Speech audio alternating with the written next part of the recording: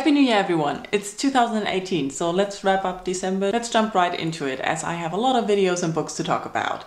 First of all, I started off the months with telling you my work-life situation, an update, which basically, spoiler alert, I'm still unemployed, but I took mostly December off and just had a good time, which also leads to the fact that I read 14 books. But more videos. We also talked about listening to audiobooks while not really listening, because I listened to Origins and I didn't get a word of it, but I still like to listen to the voice in the background.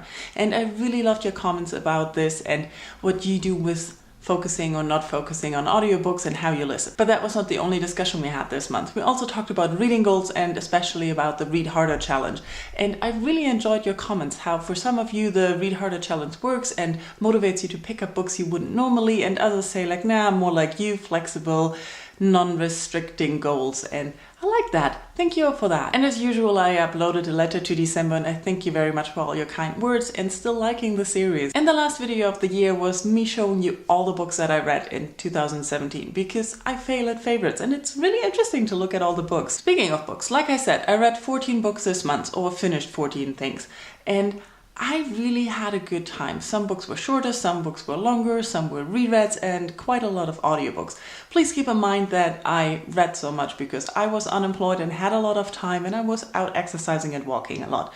I don't really know how people do this every month because I have trouble remembering details about all these books, but let's jump right into it. Small Claims by Andrew Kaufman is a book that looks at a man in his midlife crisis, and he wants to be a writer, but he's not successful in that. He's not successful at being a father or a husband, and he's going to the small claims court to have a look at life and things and figure out what he's got to do. And it's a very interesting book and a lot of different cases. It was very fun to read and short. Sourdough by Robin Sloan was a very fun read. It's magical realism and it's looking at a young woman who's a programmer who moves to San Francisco to start a new well-paid job, but she's basically working a butt off and not really that content and not eating well. And when she gets into contact with people who make food themselves, and especially a special kind of sourdough, she gets into this artisan world of making things and she becomes a baker, aside to programming robot arms. And what I really liked about this book was the magic of realism in this world and how it looked at the society of successful robot arms replacing work labor, and on the other side the joy you get from doing things with your hands. And I really liked how it ended as well. Norma was a cover buy and I wasn't really that happy with the book. It started off really great, also magical realism with a woman whose hair keeps growing very fast. But then there's a whole lot of mystery going on and it's basically a murder mystery solving situation with an ending that I really didn't enjoy. And I also thought the book got way too confusing and lost itself towards the end. So I don't know if I want to recommend it. I also read two short Penguin classics, two short stories by Honoré de Balzac, and I can't really say they impressed me much. It was the first thing I read of his and I don't know, they didn't leave any imprint whatsoever. The Old Man of the Moon by Shen Fu, on the other hand, is a short story taken from a longer story that he wrote about his life, and this is all about his relationship with his wife and the struggles and hardships they go through. I thought this was very impressive. Then I managed to finally finish the Birthright trilogy with In the Age of Love and Chocolate. I really enjoyed this book. It's a good summary or end to this story, of which I really enjoyed the first book, where we are introduced to our main character, the daughter of a chocolate baron, because chocolate and coffee are illegal in this future world. But I really disliked the second book, where the story moved away from New York and the characters got all confusing and tangled up in things, and I was just like, this is just events happening without any connection. I really didn't enjoy this. But the last book really manages to sum up everything and put it in a direction where I thought, like, this is an epic story. This whole trilogy is an epic and it comes to a nice conclusion. I also continued with the Shades of London series, but wasn't so happy with that.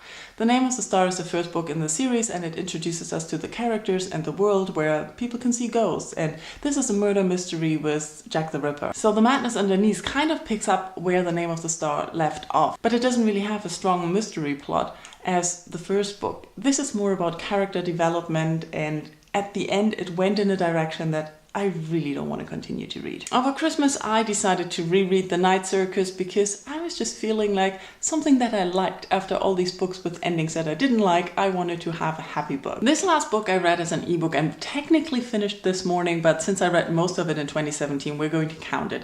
The Lady of Devices is a steampunk novel set in, I think, 1889, and it's about a young woman who's about to finish school and wants to go to university to become an engineer, and she's really interested in engineering, chemistry and all these things. But her mother, of course, just wants to get her married off. But then things happen and she finds out that her father made an investment that was not so clever, and all of a sudden they don't have any money anymore, and she ends up in circumstances that she has to make a living of herself and finds herself among the ragamuffins of London.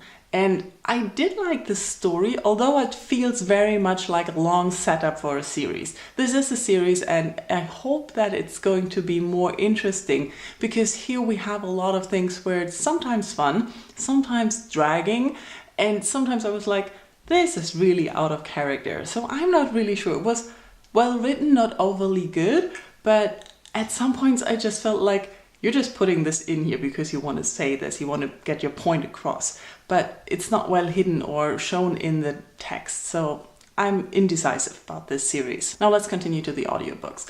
I finished listening to Abhorsen. The narration was well done by Tim Curry again, but the story just left me meh like the first two installments of that series. I'm just happy I finished it. I already mentioned that I didn't get much out of Origins, mostly because there were too many numbers and formulas I couldn't follow by listening to it. A surprise read was An Astronaut's Guide to Life on Earth, because I had been putting off reading this for a very long time because I thought it would make me feel bad about myself. My year hasn't been that successful, and I didn't want to hear about someone being very successful and how he has his life and life lessons, which was stupid, because this is a very interesting book, not only about astronaut's life, like you learn a lot about what being an astronaut actually means and a lot of details and insight. That was enjoyable, but also his outlook on life, which was basically be prepared and expect the worst. And that didn't seem so far off, so I can highly recommend it. And he reads it himself and he does a good job at it. Then I went to some sci-fi books and listened to All Systems Red, which is a short story about a security robot who basically has a self-awareness. He feels a little bit socially awkward around the humans he's with, but he still feels very protective of them. And I really enjoyed the story of them being stranded on a planet and trying to fight off everything, and it was enjoyable. I hope there are more books in this series. For Artemis, I had seen quite a few people mentioning that they didn't like it, but I didn't really listen to any reviews because I wanted to make up my own mind. And unfortunately, I didn't enjoy the audiobook.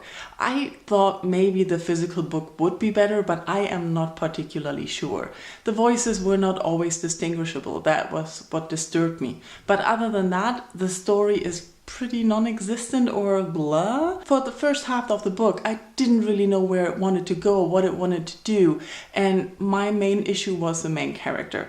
I thought her voicing or her arrogance, her sarcasm, her cynicism didn't really work. And it didn't really work with all the other characters, and she was just so unlikable and unenjoyable to listen to and to go through life with that I wasn't really sure where we wanted to end.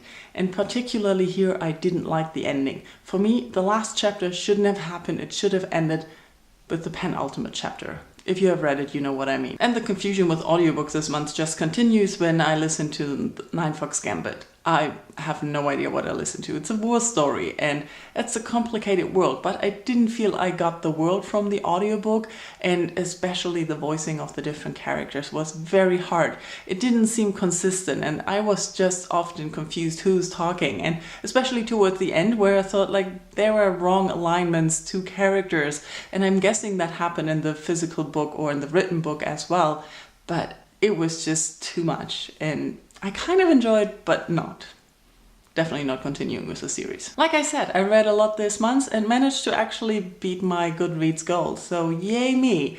So let me know how your reading was in December. Did you manage to catch up on your goals as well, or did you have more time to read, or less time because Christmas, who knows? Let's talk about it. Thank you all for watching and a happy new year to everyone again. Bye bye.